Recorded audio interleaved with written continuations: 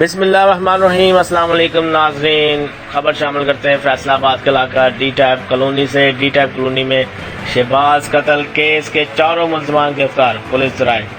ملزمان میں نسرین، دو بیٹے علی رضا بلال اور بھانجا عرفان شامل۔ ملزمان پی آئی اے کی گاڑی پر آئے۔ ملزم علی رضا مقتول شہباز کا بہنوئی ہے۔ ملزمان سے آلہ قتل پستول اور پی آئی اے کی گاڑی بھی برآمد۔ ملزمان نے 2 اپریل کو گھر میں گھس کر فائرنگ کر کے شہباز کو قتل کیا تھا۔ بچے لینے کی رنجش پر شہباز کو قتل کیا گیا۔ پولیس 2 ملزمان نسرین اور عرفان جیل بھجوا دیے گئے۔ علی رضا کا 10 مئی تک جسمانی ریمانڈ۔ مقتول کے والد ریاض کا کہنا ہے کہ پولیس نے زیر حراست ملزم بلال کی گرفتاری نہیں ڈالی۔